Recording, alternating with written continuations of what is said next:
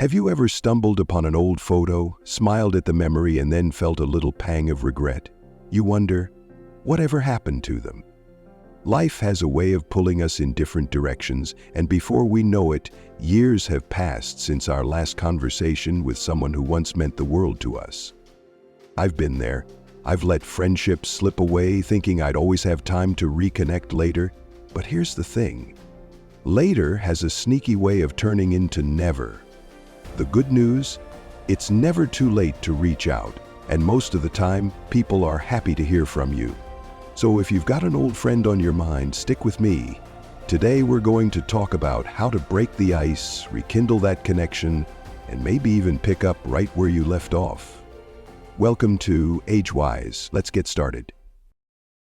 Tip number 1, the courage to reach out. I remember sitting there, phone in hand, staring at an old friend's name. It had been years, too many years, and for some reason I could not shake the feeling that I had missed my window.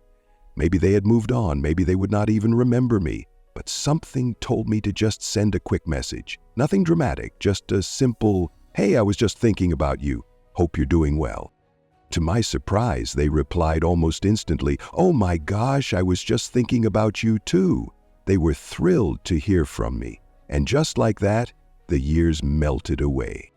Here's what is interesting. Researchers at the University of Pittsburgh found that people consistently underestimate how much others appreciate a surprise message from an old friend. In a study published in the Journal of Personality and Social Psychology, participants who reached out to someone from their past were shocked at how positively it was received. We assume people have moved on, but in reality, most are just waiting for an excuse to reconnect.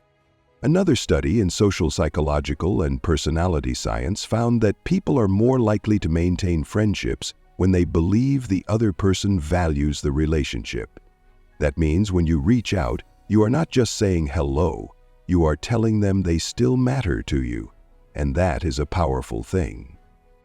The hardest part is always taking that first step, but once you do, the rest comes naturally. You do not need to write a long, emotional message. A simple, "saw something today that reminded me of you," or "hey, it has been too long, how are you?" is all it takes. The point is to break the ice and remind them of the connection you once shared. So here is your challenge. Think of one person you have lost touch with, someone you genuinely miss. Pull up their name, type out a quick message, and send it. Do not overthink it, just do it. You might be surprised at how happy they are to hear from you. Now, once you have broken the ice, what comes next? Let's talk about keeping the conversation going and making sure things do not feel awkward. Tip number 2, start small and genuine. Reconnecting with an old friend does not mean you need to dive headfirst into deep conversations or rehash the past in one sitting. The best way to ease into things is to start small, with a simple and genuine message.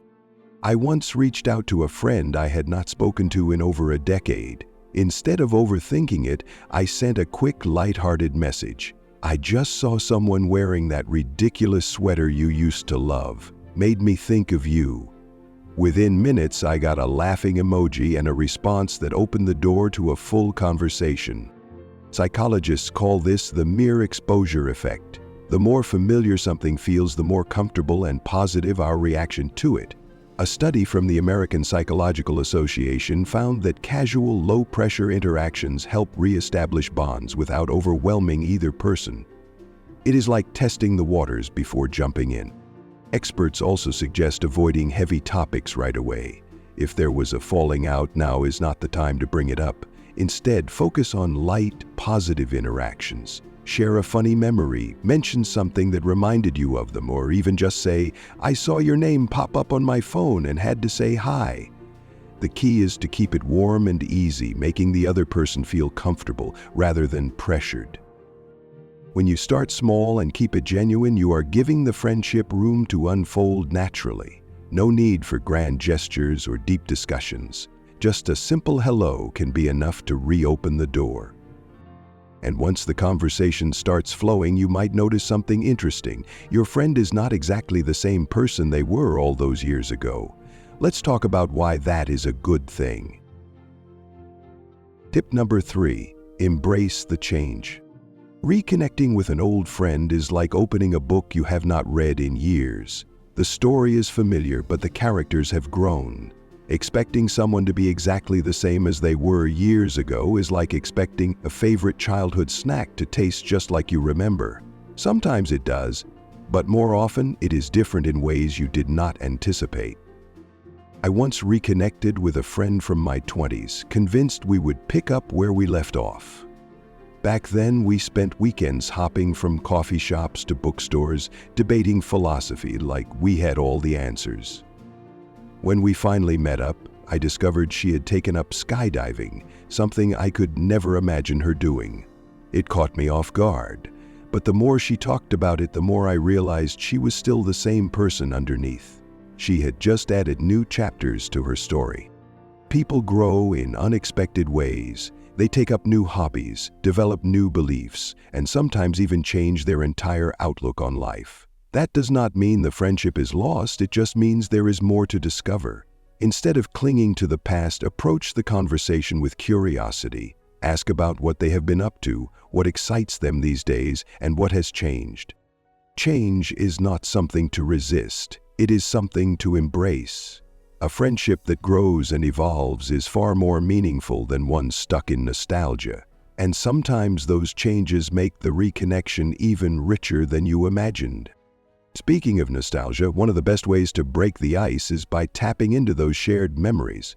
Let's talk about why revisiting the past can be the perfect bridge to rebuilding an old friendship. Tip number 4, shared memories as bridges. Memories have a powerful way of reconnecting people. The brain processes nostalgic memories in a way that increases feelings of warmth, belonging, and social connection. Research from the Journal of Experimental Social Psychology found that reminiscing about positive shared experiences strengthens bonds and makes people more likely to reconnect. When reaching out to an old friend, mentioning a shared memory can be the perfect way to break the ice. Something as simple as, "I just heard that song we used to play on repeat and it made me think of you," can instantly transport both of you back to a familiar time. Studies show that nostalgia not only strengthens relationships, but also increases optimism and reduces loneliness. It is a reminder of a time when you felt connected, making it easier to rebuild that connection in the present. Even if life has taken you in different directions, the memories you share are still yours. Revisiting them can spark laughter, revive old inside jokes, and create a comfortable space where reconnecting feels natural. So think back to a moment that defined your friendship. A road trip, a shared obsession with a TV show, a tradition you both loved. Use that as your opening. You might be surprised at how quickly a simple memory can turn into a full conversation. If nostalgia is the bridge, then meeting in person is the way to strengthen that bridge. Let's talk about why face-to-face interactions matter more than ever. Tip number 5, plan a face-to-face meeting. Reconnecting over text or phone is a great start, but nothing replaces the power of in-person interaction. Research from the American Journal of Geriatric Psychiatry found that face-to-face meetings significantly reduce feelings of loneliness and strengthen social bonds more effectively than digital communication alone. Seeing someone's facial expressions, hearing their laughter, and feeling their presence creates a deeper sense of connection. If distance allows, suggest meeting up for coffee, lunch, or a walk in the park. Keeping it casual takes the pressure off and makes it easier to ease back into the friendship. Studies show that shared activities, even something as simple as grabbing a cup of coffee, increase oxytocin levels, the hormone associated with trust and bonding. For those who live far apart, video calls can be the next best thing. A study from the University of Michigan found that video chats trigger the same parts of the brain associated with in-person interactions, making them a great alternative when meeting physically is not an option. Taking the initiative to plan a meetup shows your friend that reconnecting is not just a passing thought, but something you truly value.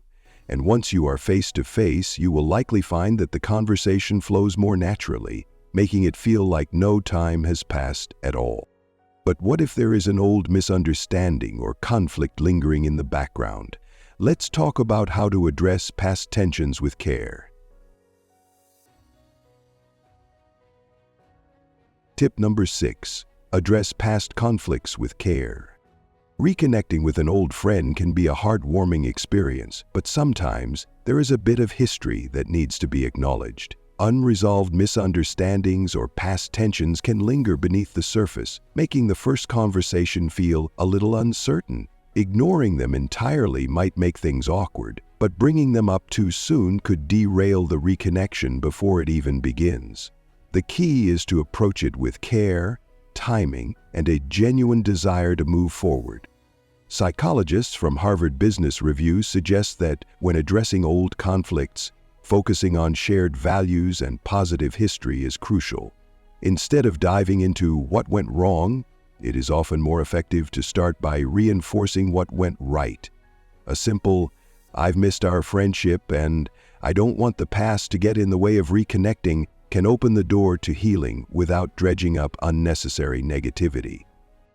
Experts also recommend keeping the conversation light initially. If the other person seems open to deeper discussions later, approach the topic with empathy rather than blame. Using phrases like, "I've thought a lot about what happened, and I regret that we lost touch," shifts the focus toward understanding rather than reopening old wounds. Not every past issue needs to be rehashed.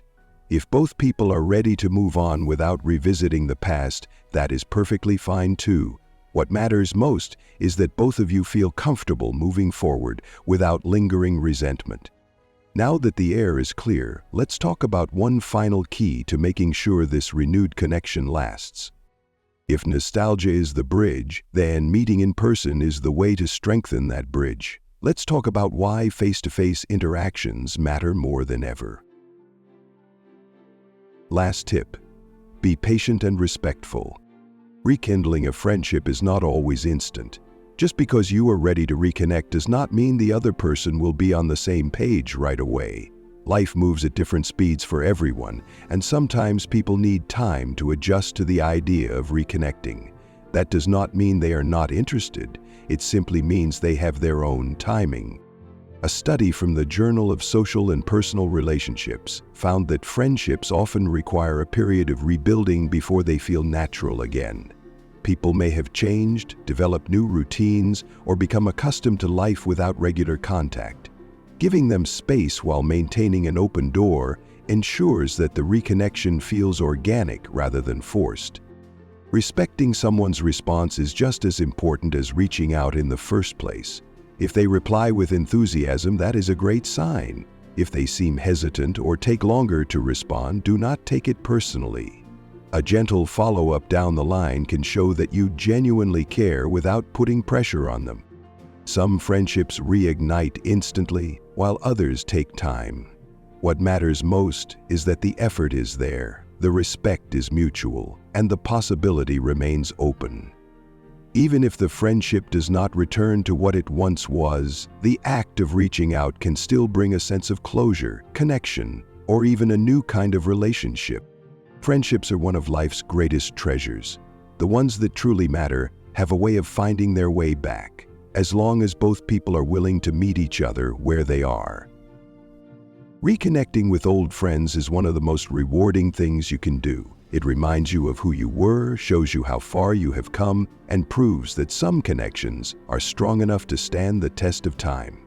Whether it starts with a simple message, a shared memory, or a long overdue coffee date, taking that first step can bring back a friendship you never should have lost in the first place. So, here is my challenge to you. Think of one person you've been meaning to reach out to. Maybe it has been years. Maybe you keep telling yourself you will do it someday. Well, today is that day. Send the message, make the call, and see what happens. And if you have ever reconnected with an old friend, tell me about it in the comments. Was it like no time had passed? Or did you discover a whole new version of them? I would love to hear your stories. If you enjoyed this video, give it a like, subscribe to the channel, and hit that little bell so you never miss a new one. Thanks for watching AgeWise. I will see you in the next one.